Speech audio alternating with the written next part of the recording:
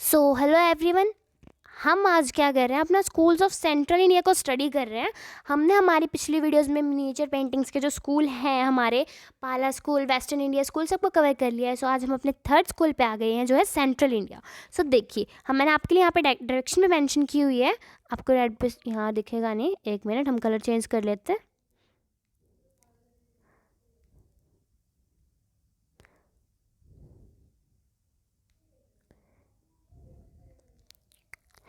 Okay, देखिए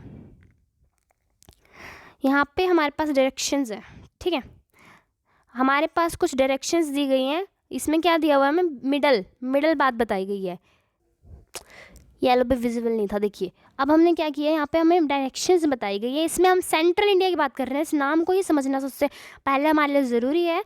north, south, east and west. So central India, जहाँ पे मध्य प्रदेश आता है एंड बहुत सी कंट्रीज आती हैं, ठीक है। सेंट्रल इंडिया की हम इसमें स्टडी करेंगे। हर एक डायरेक्शन में देखो थोड़ा थोड़ा पार्ट, थोड़ा सा वेस्ट का, थोड़ा सा नॉर्थ ईस्ट का, थोड़ा सा नॉर्थ साउथ का, यहाँ पे वेस्ट का, साउथ वेस्ट का, नॉर्थ वेस्ट का, साउथ ईस्ट का, सबका, ठीक है। चलिए, सो अब हम अपना स्टार्ट कर रहे हैं इसकी रीडिंग को। सो अच्छे से सुनिएगा। देखिए, द कल्प सूत्रा, हमने कल्प सूत्रा के बारे में पढ़ा है पीछे। ये एक बुक है, इलस्ट्रेशंस ऑफ मांडू, जिसके अंदर इलस्ट्रेशंस है, चित्र है मांडू के। कहाँ के मांडू का है, मैंने आपको पीछे बताया था, मालवा रीजन में है। कहाँ है वो, मध्य प्रदेश के अंदर। Mark the initial phase of miniature and manuscript art in central India in early as in 11th and 12th century. Central India में इसमें कल्पसूत्रा का बहुत ज़्यादा रोल दिया गया है, जिसमें इलस्ट्रेशंस, चित्र वगैरह बनाए गए हैं मांडू के, ठीक है, जो हमारा मालवा रीजन का था। देखिए यहाँ पे आपको पिक्चर, आप उस पिक्चर को देख लीजिए। Jain monk preaching to king, अच्छे से किंग को कुछ एक जैन मॉन्क है, देखो ये रहा, नेट किंग को कुछ बता रहे हैं। इस पिक्चर के अंदर जो भी चीज़ें दिखाई गई अच्छे से इसको स्टडी कीजिएगा, ठीक है। इसके बाद हम आगे देखते हैं, हम अपना आगे चलते हैं। आगे क्या लिखा है, being in central India. Central India की अगर बात करते हैं तो Mandu was influenced by art. Mandu ये एक पर्सन का नेम है, ठीक है, कोई ये वो नहीं है, जगह का नाम नहीं है। मांडू एक पर्सन का नेम है। ये किससे ज़्यादा खुश हुए थे, he was very influenced by art from all directions, Jain manuscript of Gujarat, Muslim elements of Jaunpur and Awadh from the East, Rajput art of North Deccan and style from the North South। तो मांडू के बारे में बात की गई है, तो हमें यहाँ पे मांडू के बारे में स्टडी करनी है। मांडू जो थे वो बहुत हैप्पी थे, बहुत ही ज़्यादा प्रेरित हुए थे, उन्हें बहुत ही अच्छी लगी थी इन एरियाज़ की पेंटिंग। कहाँ कहाँ की भाई, जो हमारा ये गुजरात वाला है ना, Gujarat, Muslim elements of Jaunpur and Awadh वगैरह, ये उन्हें बहुत अच्छी लगी थी, ठीक है। सो इनसे उन्होंने प्रेरित हुए वो। उसके बाद उन्होंने यहाँ पे ही नहीं देखा, आगे भी देखा, जैसे मुस्लिम जौनपुर, मुस्लिम एलिमेंट्स कहाँ के थे, जौनपुर के। अवध ईस्ट की पेंटिंग, जैसे मैंने बोला ना, सेंट्रल इंडिया की बात हुई तो हर एक जगह की पेंटिंग ले रखी थी, देखो, ठीक है। कहाँ कहाँ, गुजरात के लिए रखी थी साउथ से, जौनपुर के लिए रखी थी, ये सारी साउथ की हैं दोनों। अवध ले रखी थी ईस्ट से, राजपूत आर्ट नॉर्थ से एंड डेक्कन स्टाइल साउथ से भी लिया हुआ था। तो उन्होंने ये सारी पेंटिंग्स को अपने पेंटिंग्स में प्रेरित होकर हर एक चीज़ को ऐड किया हुआ था। In the 15th century Mandu was ruled by Khalji dynasty. हर एक में मतलब थोड़ी थोड़ी डायनेस्टीज़ का यूज़ हो, जैसे पीछे हमने चालुक्य डायनेस्टी को पढ़ा है वेस्टर्न स्कूल में, यहाँ पे खालजी डायनेस्टी में वो मांडू रूल करता था। फिर उसके बाद क्या यहाँ पे लिखा है, under which we see the Persian influence. Persian influence कौन, पर्शियन कौन, मुगल, मुसलमान जो लोग होते थे ना, उनकी थोड़ी थोड़ी आर्ट उसने उनके अंदर देखी। इन नेमतनामा बुक ऑफ डेलिकेसीज व्यंजन, यानी कि उसमें जैसे अच्छे से डेलिकेसीज, जैसे अच्छे से हर एक व्यंजन की, हर एक चीज़ की उन्होंने बुक में वो किया हुआ था, वर्णन किया हुआ था। Later when it was ruled by Sultan Baz Bahadur. अब पहले उसको कौन रूल कर रहा था, खालजी डायनेस्टी, मांडू। उसके बाद कौन आया, सुल्तान बाज बहादुर। रागमाला सीरीज, ये सीरीज होती थी अलग अलग इनकी ना, जैसे चोर पंचिका, ये देखो हाँ लिखा हुआ है, ठीक है।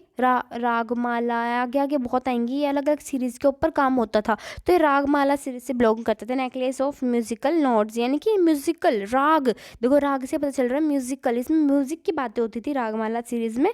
वो lower Chanda and Chor Panchika series become the subjects due to the rulers inclination from the secular and romantic themes. So जब ये आए ना सुल्तान बाज बहादुर, इनके टाइम पर ये 3 सीरीज यूज हुई, रागमाला, लॉर्ड चंदा, चौरपंछी का, ठीक है, इन सीरीज़ पे उन्होंने वर्क करवाया। और उनकी थीम्स कैसे कैसी, रोमांटिक यानी कि कोई दो उन्होंने ऐसे लव स्टोरीज बताई हुई है ना, जैसे उनकी राधा कृष्णा की, ऐसे सब, ठीक है। सेकुलर, जब सब मिलजुल के ऐसे सारी उन्होंने धर्म के ऊपर हर एक चीज़ पे बातें बनाई हुई है उन्होंने पेंटिंग्स में। 10 art of central India started from primary influence of Gujarat but developed with wide ranging influences. जैसे कि अब ये सेंट्रल इंडिया स्टार्टिंग तो इसकी गुजरात से हुई थी, हमने देखा है मैन्युस्क्रिप्ट्स ऑफ गुजरात से स्टार्टिंग हुई है, बट उसके बाद डेवलप ये बहुत ही रीजन्स में अलग अलग जगहों पर बिल्कुल फैल चुकी थी। सेंट्रल इंडिया की आर्ट्स को बहुत ही ज़्यादा मतलब कि जान पहचान मिलने लगी थी। लार्ज प्रोड्यूटिंग आइज़, जैसे बड़ी बड़ी आँखें, एंगल, बिल्कुल हर एंगल पे अच्छे से फेसेस में बनाए गए थे। Man and women of moderate height, अच्छे से उनकी हाइट को बिल्कुल अच्छे से बनाया गया था, ये चीज़ दिखाई गई थी। प्लेंटी ऑफ मोटिव्स, हमें बहुत सारे मोटिव्स भी मिले हैं, यानी मोटिव्स होते हैं कि कोई सील, हमें कोई जैसे सील्स पे मिलते हैं ना एनिमल मोटिव्स, कुछ भी ड्राइंग्स वगैरह ऐसे अलग अलग चीज़ें मिली हैं, कोई ट्रीज एनिमल्स बने हुए हैं ऐसे। Large amount of gold characterize this Kalpasutra paintings, जैसे गोल्ड भी बहुत यूज़ हुआ है यहाँ पे आसपास पेंटिंग्स के उसमें फ्रेम्स वगैरह में। In Malwa Madhya Pradesh, in central India में जो है, जो the art of miniature painting was printed at, कहाँ पे आई, कहाँ बड़े, Dhar, Ujjain, Narsinghpur and Narsinghgarh in 16th century। The subjects were Ragamala, Ramayana, Bhagavat Purana, बताया ना मैंने। रियोन लव स्टोरीज भी थी, मैंने सारी बात आपको ऊपर मेंशन कर ही दी है, या अगेन अगेन ना उस बात को ये रिपीट करते रहते हैं अलग अलग लाइन्स को बना बना के। The main feature is their frequent narrative description, narrative यानी कि नैरेटिव डिपिक्शन क्या है, of themes in small compartments of small area. Narrative या नैरेटर, जिसे एक नैरेटर होता है वो क्या करता है, राइटिंग करता है ना, लिखता है ना, वो जैसे कहते हैं ना स्टोरी का नैरेटर कौन था, ऐसे राइटर, ठीक है, राइटिंग चीज़ बहुत यूज़ की हुई है इसमें बीच बीच में।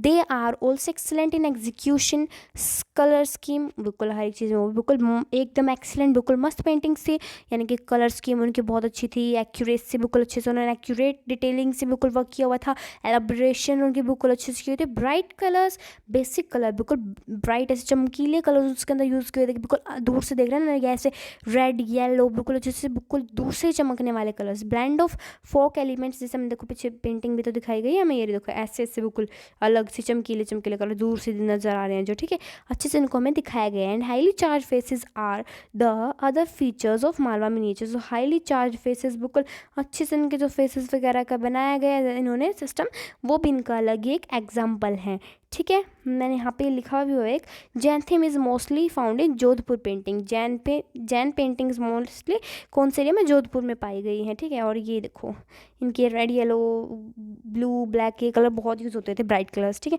देखो कृष्णा स्टीलिंग बटर, यानी कि जो कृष्णा जी को दिखाया गया है माखन चुराते हुए, देखो हर एक में थोड़े थोड़े ना स्टोरी को दिखाया गया। देखो यहाँ से आए उन्होंने ऐसे ऐसे माखन को चुराया है, थोड़ी थोड़ी जगहों पे थोड़ी थोड़ी चीज़ों का एक्सप्लेन किया गया इस पूरी स्टोरी में, कैसे वो कुछ यूपी अपने उनकी मम्मी के पास गई। तो कृष्ण लीला के सीन्स है, मालवा मध्य प्रदेश में, एमपी में ये पेंटिंग है। और पूछा भी जा सकता है कृष्णा स्टीलिंग जो बटर है, माखन चुराते हैं, उनकी जो पिक्चर है कौन से टाइम पीरियड की, टाइम पीरियड हमेशा भाई हर चीज़ का याद करना, तो हमें इन चीज़ों को याद करना अच्छे से। सो इसमें क्या टाइम पीरियड दिया गया है, 1680। सो ये टाइम पीरियड है, ठीक है। नेशनल म्यूजियम न्यू दिल्ली में इस पेंटिंग को रखा गया है।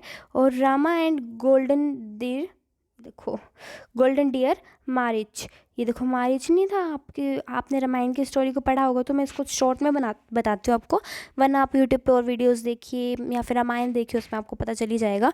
सो मारिच था जो, जैसे कि जब वहाँ थे हमारे राम, ठीक है, राम आते हैं, एक राम और लक्ष्मण जैसे एक कुटिया के बाहर थे जब उन्हें वनवास मिला था, तो वो क्या करते हैं, बाहर राम को कहीं जाना था, जैसे क्या कि देखिए अंदर उन्होंने सीता माता को छोड़ दिया था।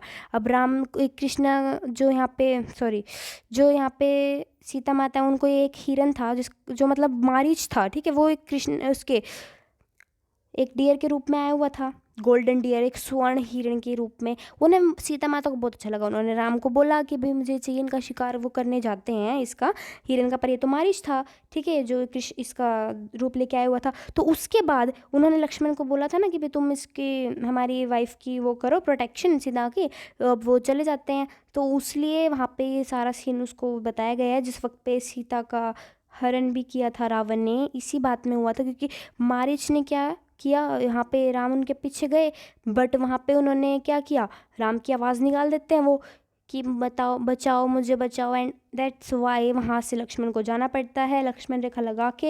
एंड उसके बाद जब रावण आता ही, आपको पता ही सीता हरण हो जाता है, वो सीन, ये वो चीज़ें बताई गई हैं इसके